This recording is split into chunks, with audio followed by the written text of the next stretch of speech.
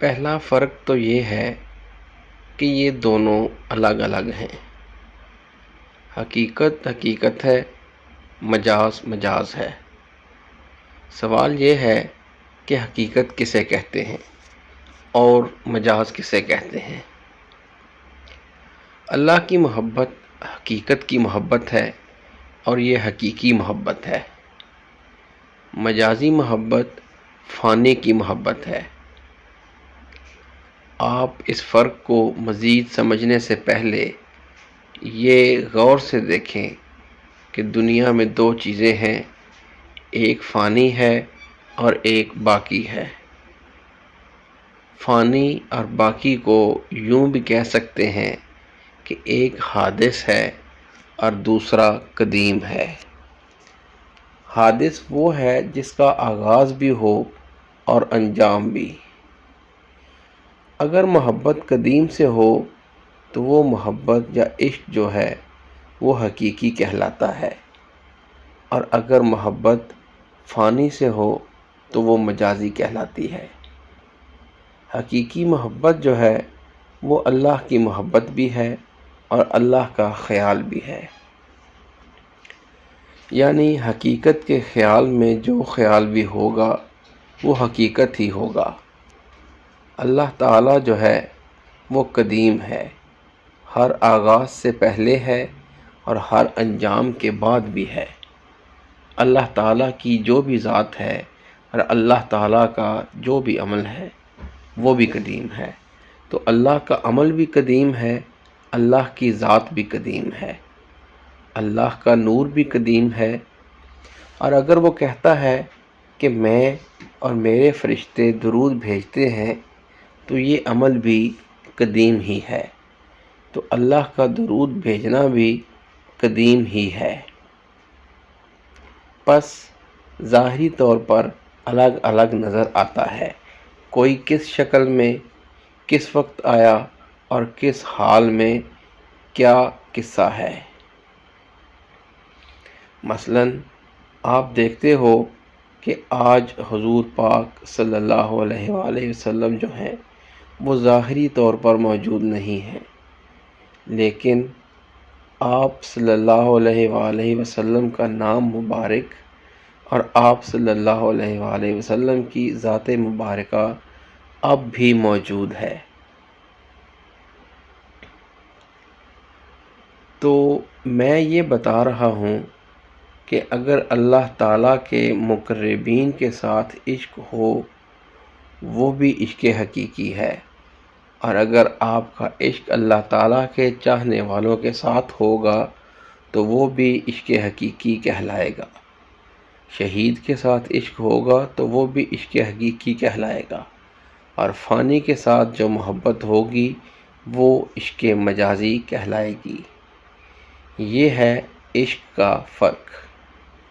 لیکن اب میں آپ کو ایک نسخہ بتا دیتا ہوں جس کے ذریعے آپ یہ معلوم کر سکیں گے کہ یہ عشق حقیقی ہے یا مجازی۔ وہ محبت جس میں آپ دوسروں کو شریک نہیں کرتے وہ مجازی ہے، اور وہ محبت جس میں آپ دوسروں کو شریک کرنا پسند کریں گے وہ عشق حقیقی ہے۔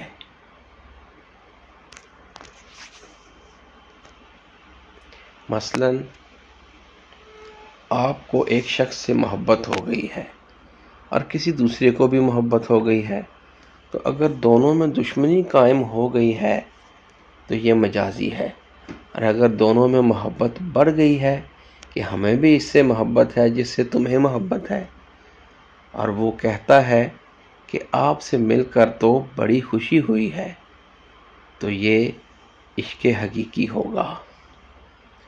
تو رقیب جب قریب ہو جائے تو مجاز جو ہے وہ حقیقت بن جاتا ہے،